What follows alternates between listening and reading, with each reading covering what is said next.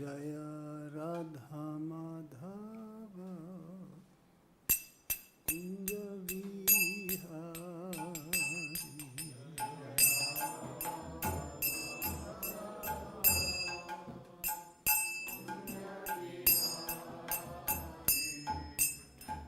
Gopi Jana Vallabha Girivaradhari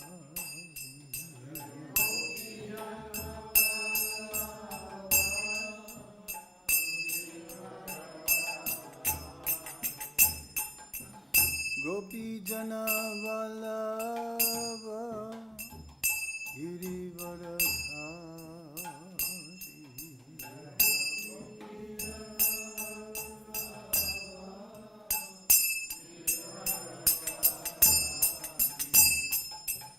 Yasodanandana Braja Janardana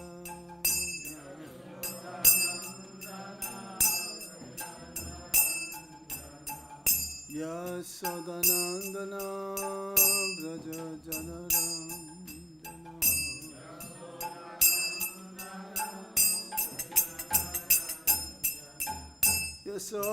Yasodanandana Braja Janardana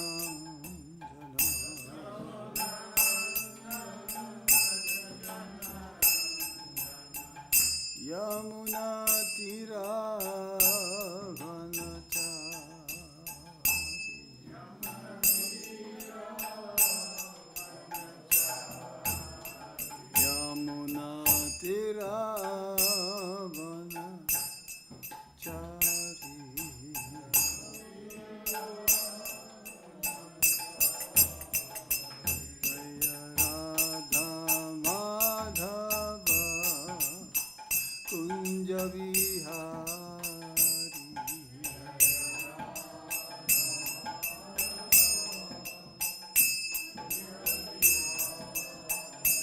Jaya Radha Madhava Kunja Vihari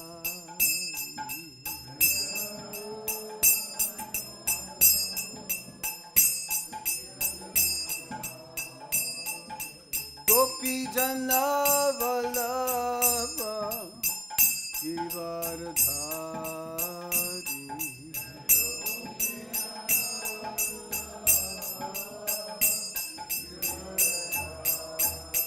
Jaya Gopi Jana Vallabha Girivaradhari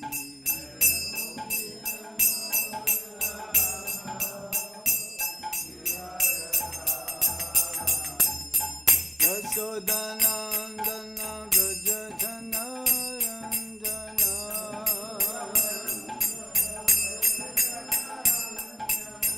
Yasodanandana Braja Janardana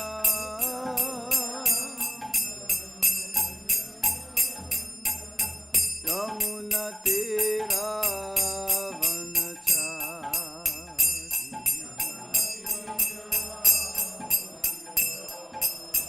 Yamuna Tera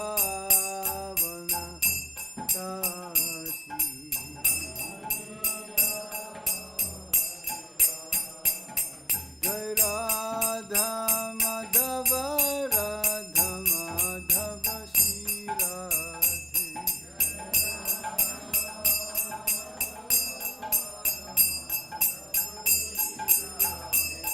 Jai Radha Shama Sundar Radha Shama Sundar Shri Radhe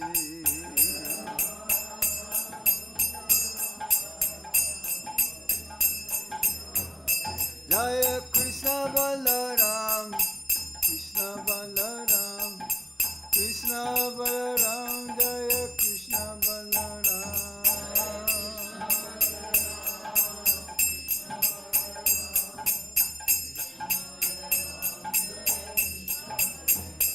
Jaya Gauranitai Gauranitai Gauranitai Jaya Gauranitai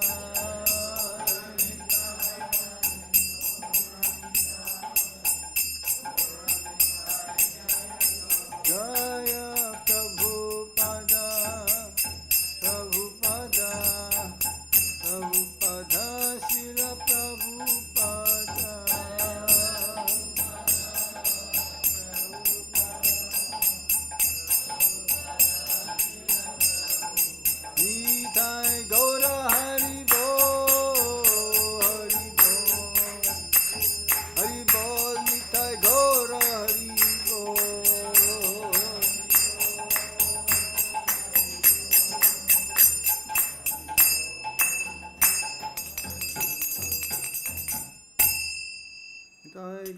Chaitanya Premanande Hari Hari Bo.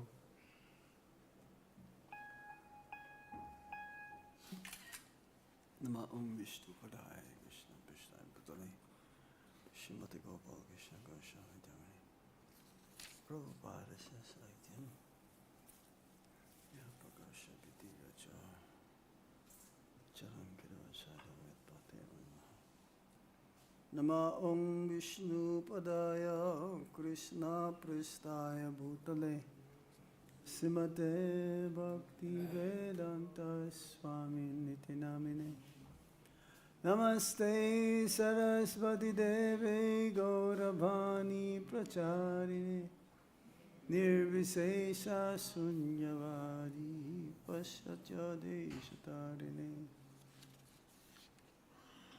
Om Jnana Timirandasya Gyanan Gyana Shalakaya Chakshurunmilitam yena tasmai Shri Gurave namaha Sri Chaitanya Manovistam Stapitam yena bhutale Swayam Rupa Kadamaya Tadati Swapadantikam Vandeham Shri Guru Shri Juta Padakamalang Shri Gurung Vaishnavamsha Sri Rupam Sagrajatan Sahagana Raghunatan Vitam Tam Sajivam Sadvaitam Sadvadutam Parijana Sahitam Krishna Chaitanya Devam Sri Radha Krishna Padam Sahagana Lalita Sri Visakanditam Scha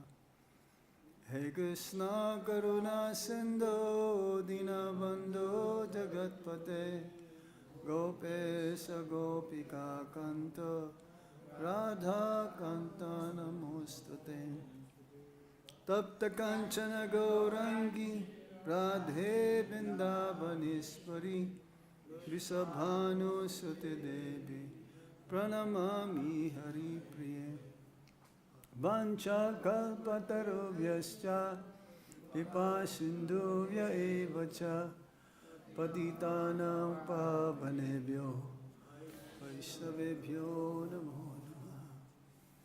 Jai Sri Kṛṣṇa Chaitanya Prabhu Nityananda Sri Advaita Gadadhar Sivasadi Gaura Bhaktavinda Hare Kṛṣṇa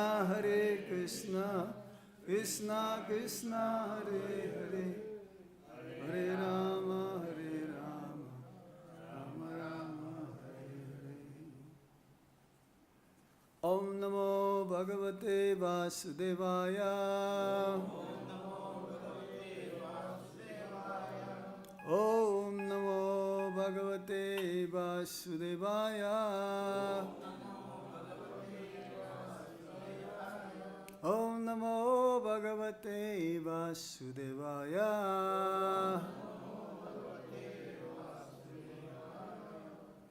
Reading from Bhagavad Gita as it is, Chapter 4, Transcendental Knowledge, Text 31.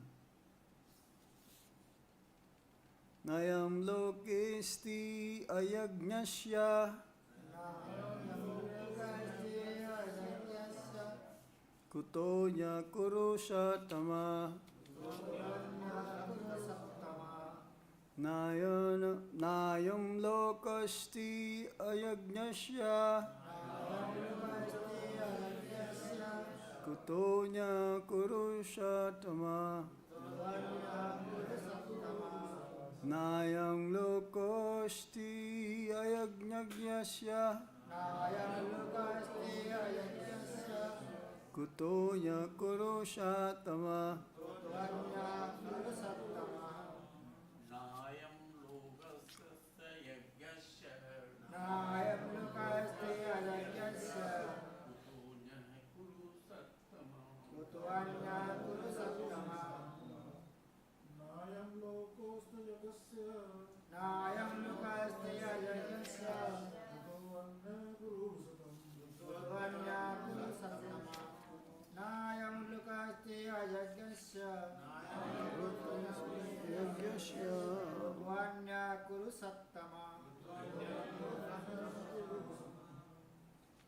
Mataji's? nāyaṁ loko asti ayajñasya nāyaṁ asti ayajñasya kuto anyaḥ kuru-sattama Word for word meaning? No. Never. Ayam, this, lokaḥ, planet. Asti, there is. Ayajñasya, to one who performs no sacrifice. Kutaḥ, where is. Anyaḥ, the other. Kuru-sat-tama, or best amongst the kurus. Translation and purport by Srila Prabhupada. Srila Prabhupada ki jai. O best of the Kuru dynasty, without sacrifice, one can never live happily on this planet or in this life. What then of the next? Everybody, please repeat. O best of the Kuru dynasty, without sacrifice, one can never live happily on this planet or in this life. What then of the next? Purport. Whatever form of material existence one is in, one is invariably ignorant of his real situation. In other words, existence in the material world is due to the multiple reactions to our sinful lives. Ignorance is the cause of sinful life, and sinful life is the cause of one's dragging on in material existence. The human form of life is the only loophole by which one may get out of this entanglement. The Vedas therefore gives us a chance for escape by pointing out the path of religion, economic comfort, regulated sense gratification, and at last, the means to get out of the miserable condition entirely. The path of religion, or the different kinds of sacrifice recommended above, automatically solves our economic problems. By performance of yajña, we can have enough food, enough milk, etc., even if there is a so-called increase of population. When the body is fully supplied, naturally the next stage is to satisfy the senses. The Vedas prescribe, therefore, the next stage is to satisfy the senses. The Vedas prescribe, therefore, sacred marriage for regulative sense gratification. Thereby, one is gradually elevated to the platform of release from material bondage, and the highest perfection of liberated life is to associate with the Supreme Lord. Perfection is achieved by performance of yajña, sacrifice, as prescribed above. Now, if a person is not inclined to perform yajña according to the Vedas, how can he expect a happy life even in this body? And what to speak of another body on another planet? There are different grades of material comforts in different heavenly planets.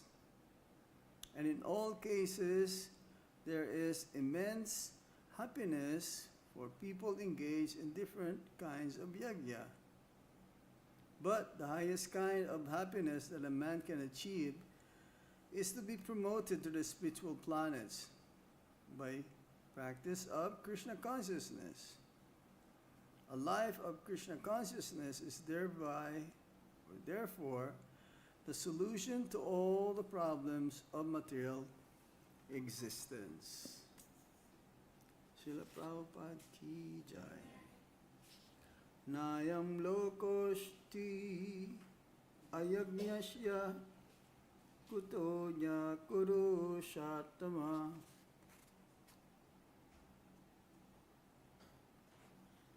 O best of the Kuru dynasty, without sacrifice, one can never live happily on this planet or in this life. What then of the next? So yajña is specifically emphasized here. Sacrifice has to be performed in order for one to be happy. Be happy in this lifetime and in the next.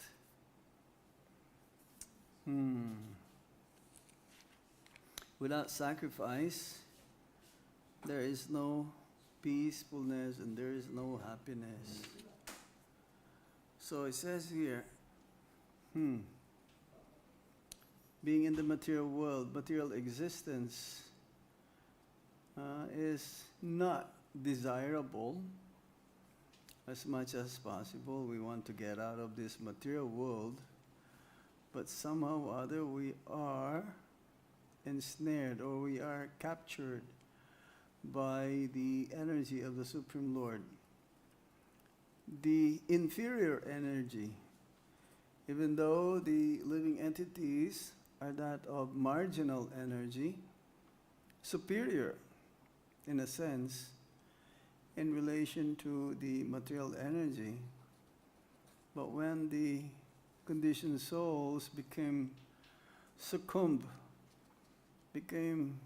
overpowered by the material energy due to this disease of identification that we are the body. I'm Russian, I'm American, I'm Hindu, I'm Christian. Prabhupada would often say that this is our main disease, being in the bodily concept of life. So, existence in the material world, there is so many reactions. Existence in the material world is due to the multiple reactions to our sinful lives. Now there is a saying in English, ignorance is bliss. You ever heard of this before? Yeah? But it's not really.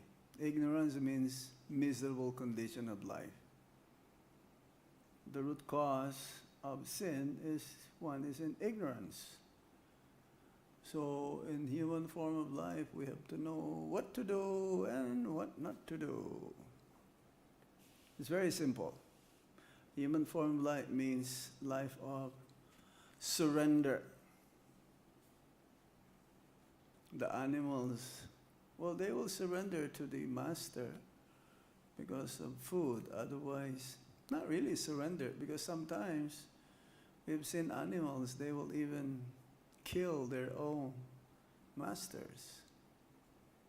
That's not the meaning of surrender. Surrender means always subordinate, always following, always dependent. Not independent. So, yes, the conditioned souls being in the material world is entangled. This material entanglement is very difficult to get out. It's like a loop. A loop means keep going in a circle, round and round and round. You have to change your consciousness, then you can get out of the loop. Otherwise, it's very difficult to go against the flow of the current. Current go one way, but if you want to escape where the flowing will lead you, then you have to change the course. You have to They say, think out of the box. You've heard of that phrase also, right? You have to think out of the box. Otherwise, it's caught up. So it's very difficult to escape this loop of material entanglement. It's just going round and round and round. It says here, because of ignorance, we perform sinful reactions. The result of ignorance is we perform sinful activities, which when we perform sinful activities, it'll yield the result of future miseries and sufferings. It'll drag on again and again. It will drag us into the material existence. It says here, yes, it'll drag one, it drags one into material existence. And people, they don't know this thing. Out of ignorance, in the material existence, if it feels good, it must be good. Material goodness is not really good, it's still bad. It yields to more and more sufferings and miseries. So only in the human form of life one can get out of this loop. The animals, not possible.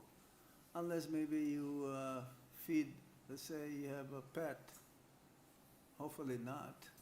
But in America or in the West, they used to have pet dogs or pet cats or pet birds. And you may feed them only Kṛṣṇa prasad. Maybe next life.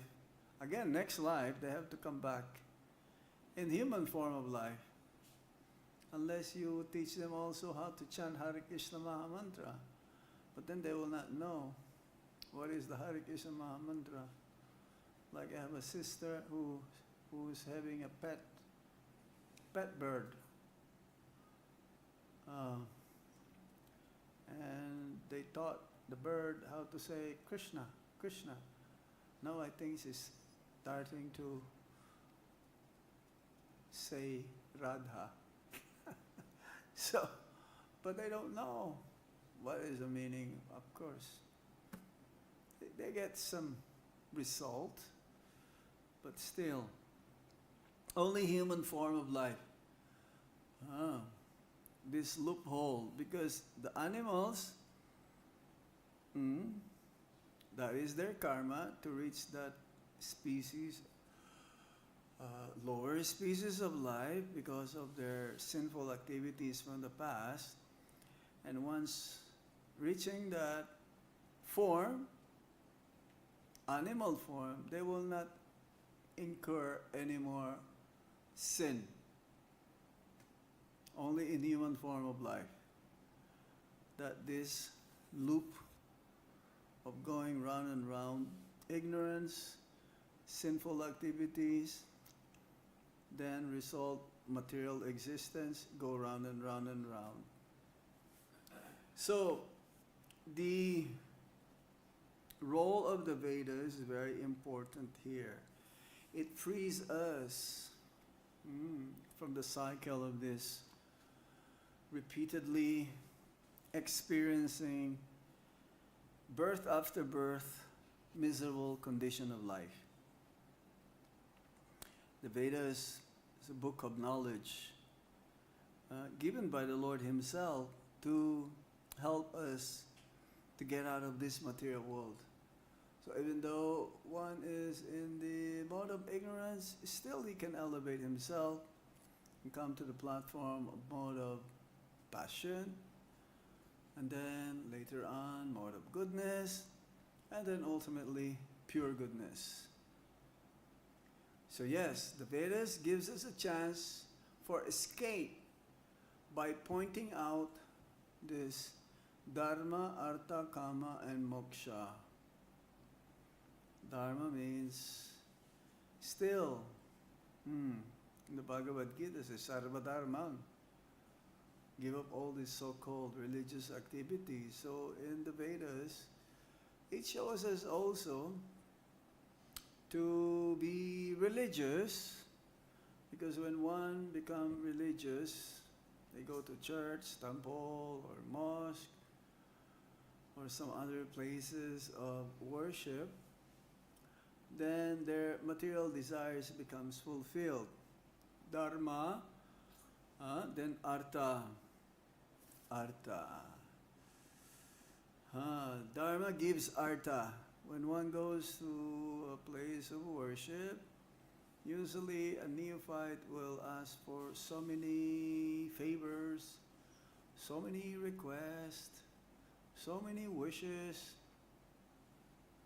like a shopping list or Christmas wish, big list. And they consider the Supreme Lord as order supplier. Order supplier. Please give me this, give me that. And they will only put a little bit in the hundi box, but then their wish is worth 100 times more than what they put in the hundi box. They expect something more in return. So Dharma gives Artha. The path of religiosity, different kinds of sacrifices. Demigod worshippers, they're like this. They go to a Hindu temple where there's so many Hindus or so many demigods, where all of their desires will become fulfilled. So it'll develop that kind somehow. Vedas will give them development how to worship a particular deity, a demigod. And this is only to fulfill their economic problems. So through yajña, we can ask for food, we can ask for a good wife. We mentioned that last week's meeting. One can worship different demigods and will have different results. Then after Artha, Dharma, Artha, that means you gain some economic wealth by going to places of worship. In the neophyte stage, you ask for your economic facilities to be increased. And then after that, you'll have Kama. It says when the body is fully satisfied, the next stage is to satisfy the senses. Without money, without wealth, without opulence, then how one can satisfy the senses? So it's Dharma, Artha, then Kama. Then after some time, one will be elevated into the platform of moksha. So all of this, it says here, starts from the performance of yajña. Therefore, yajña is very important for happiness. Ultimately, yajña should be performed for the pleasure of the Supreme Lord. Yajñavai Vishnu. Now, anyone who performs yajña, even for material gain, the original invocation, it starts with the prayers to Lord Vishnu. Even though indirectly they will want their demands from different demigods to be fulfilled, Lord Vishnu is still in the beginning. Eventually they will make advancement. And then they'll come to moksha.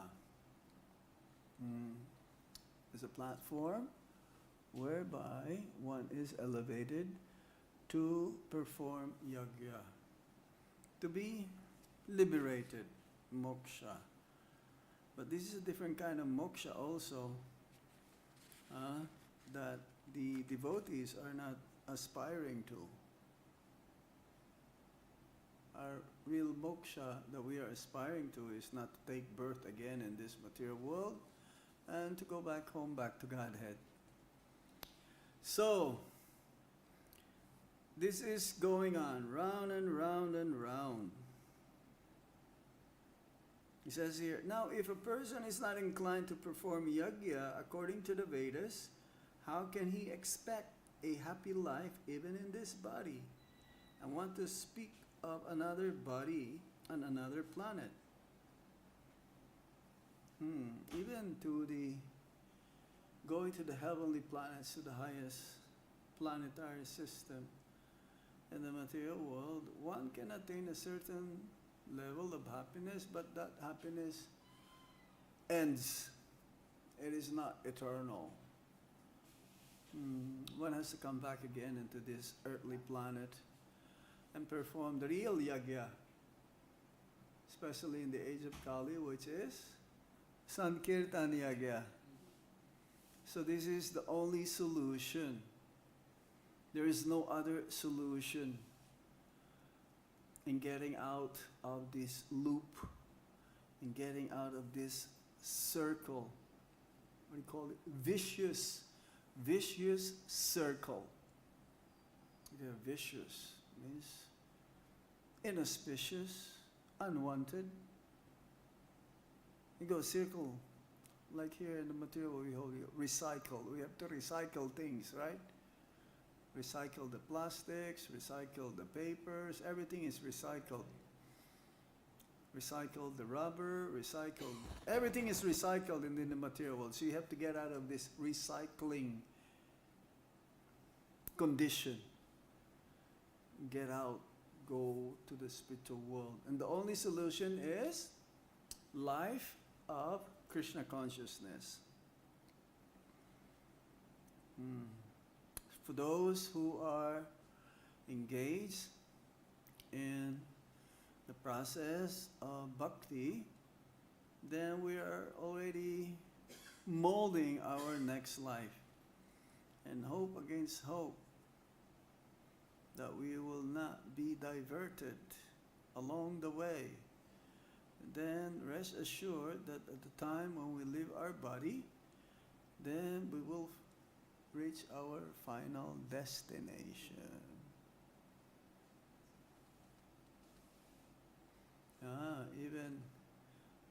Even on the royal road, they may have some accident. They may have some, it's like we were reading this morning.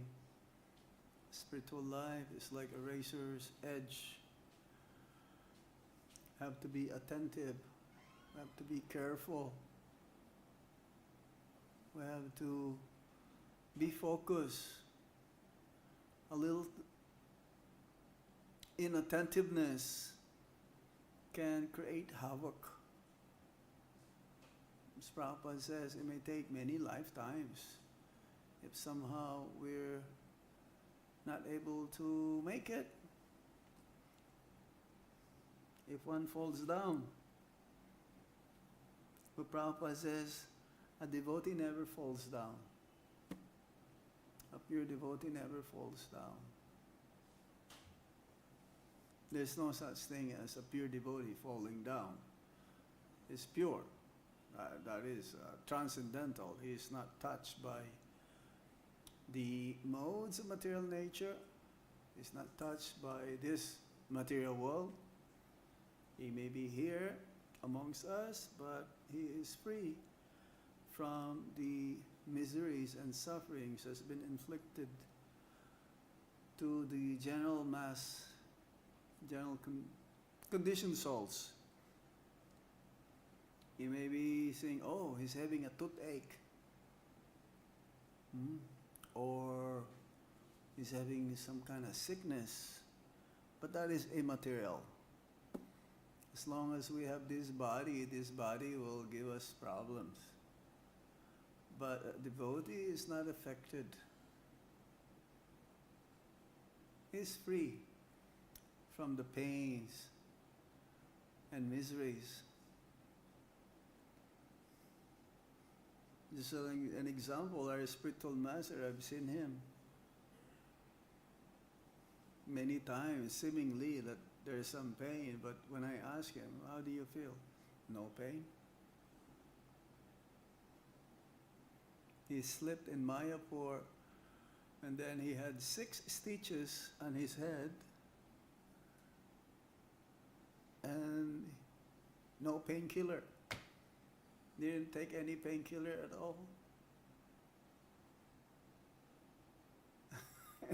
He continues his program. For us, we're going to be in bed for many days, maybe weeks.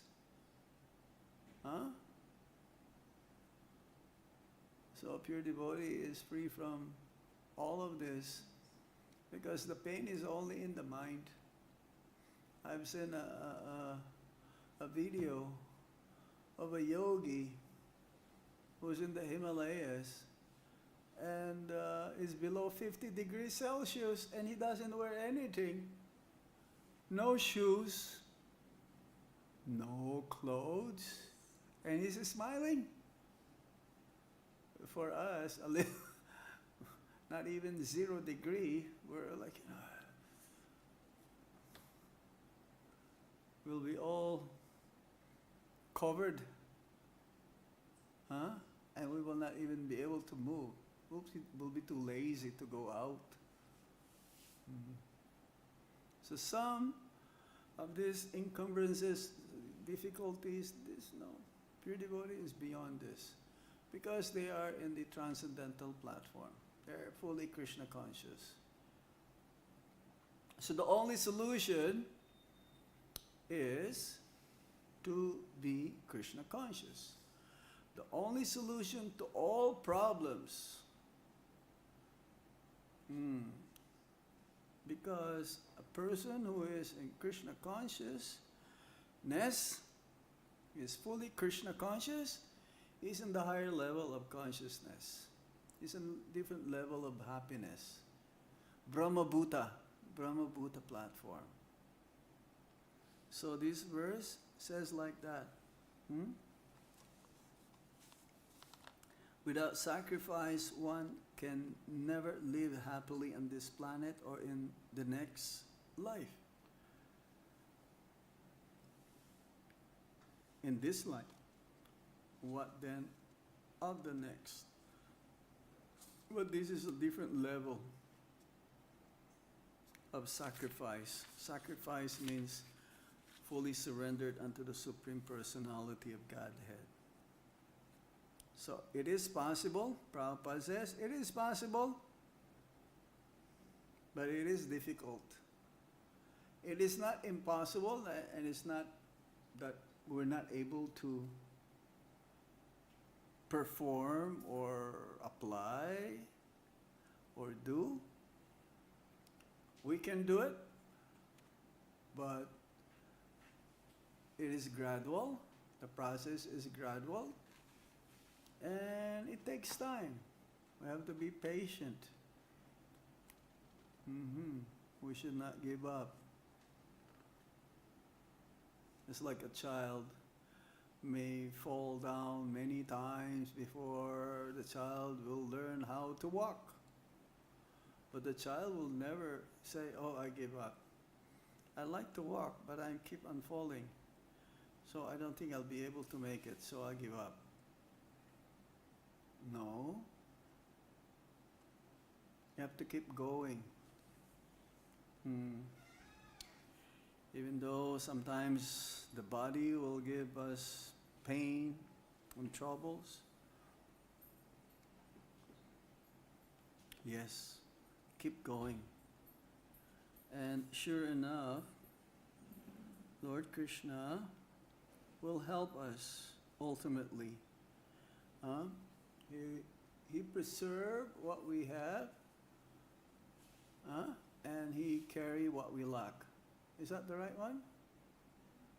Yeah. He preserved what we have, only carry what we lack.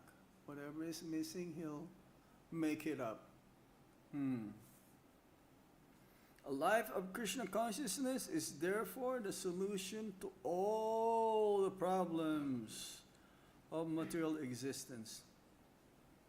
If you find something else, please let us know. We will try it. But I don't think you will find anything else, any alternative to this. Huh? Of course, if you go out there, they'll give their own. They will offer you many, many things, alternatives.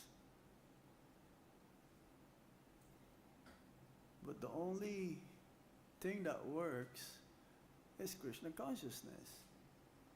There are so many so-called spiritual institutions or organizations offering their wares, offering their products. It's very difficult to find a genuine one, isn't it? So it's like buying a multivitamins, you know. Oh, there's so many. The whole market is flooded with multivitamins, and they will say, ours is the best, ours is the complete.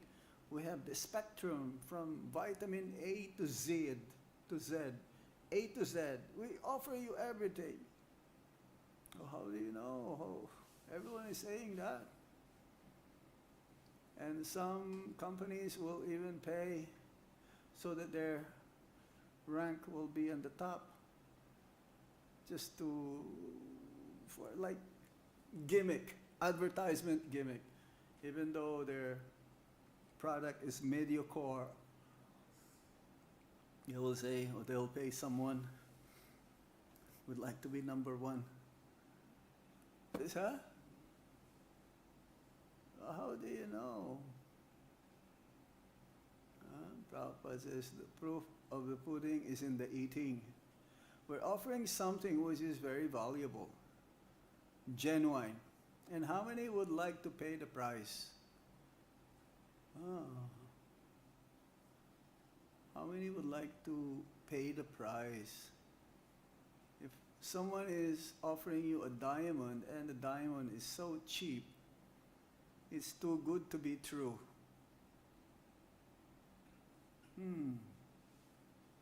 Unlike in Krishna consciousness, yes, it's been tried and proven, based from the predecessor acharyas, based from the disciplic succession. You have great personalities, and those who practiced, those who perfected this process, it's an evidence of this process really works. We have many devotees who perform this devotional service and they perfected their life. At the end of their life, you can see that there's a proof that this process actually works. So we just have to follow, try our best, and hope against hope. Whatever is lacking, then Kṛṣṇa, and especially Lord Chaitanya Mahaprabhu, will make up whatever we're lacking so that we can go back home, back to Godhead. Okay, I'll stop here now. Is there any points, any more questions? Is that time correct? I don't think so.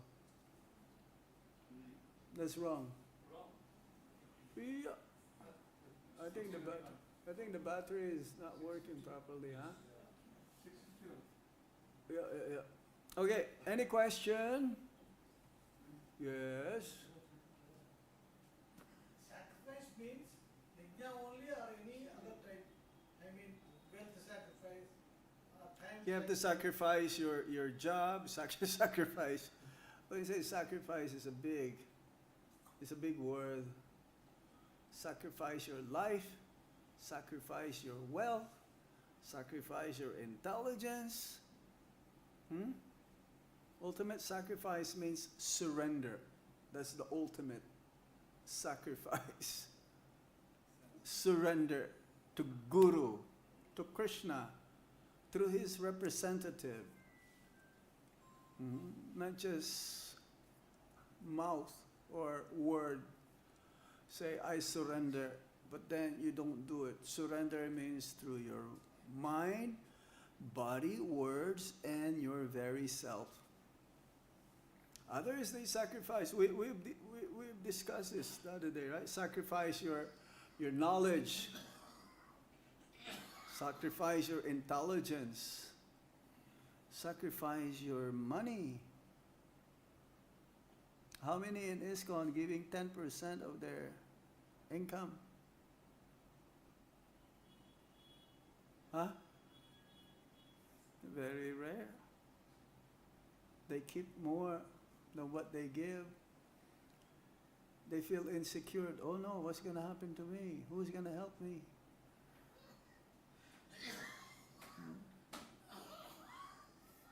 In the early days of our movement, those who joined, they gave everything to Prabhupada. They gave everything to ISKCON. I know one person, he gave something, but then, he's giving like a donation for something, and then he made a mistake. He wants to get it back. When you give something to Kṛṣṇa, you don't take it back.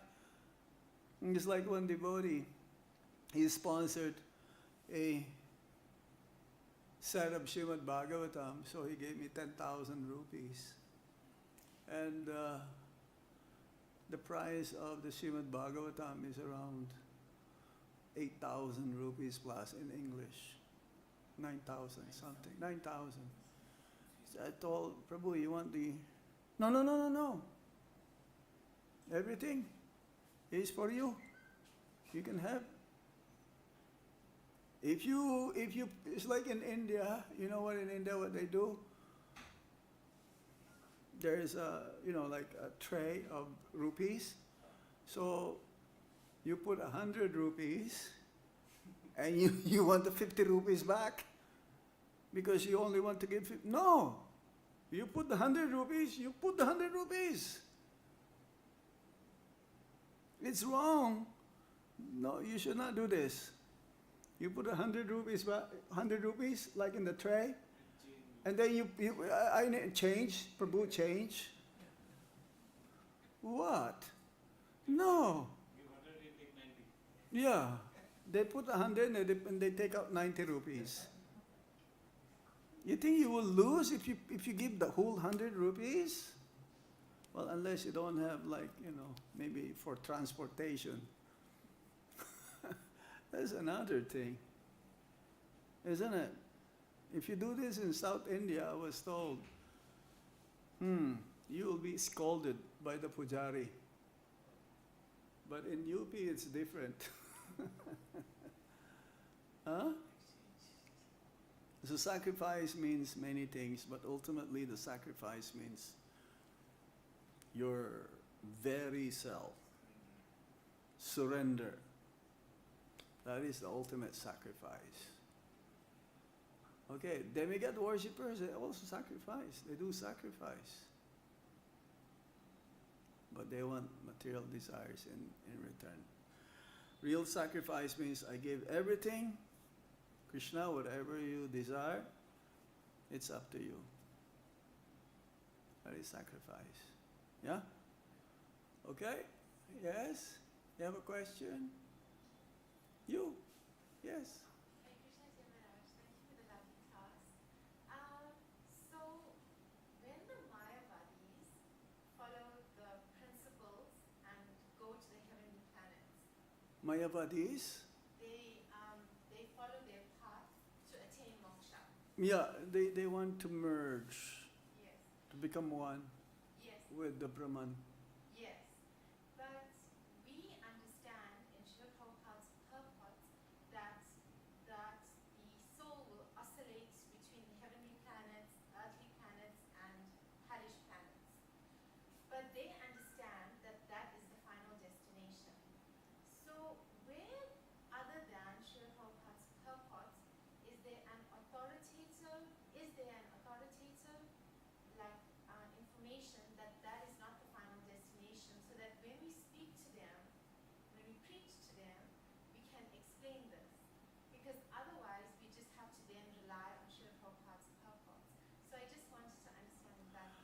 yeah, that moksha, there are 5 kinds of liberation.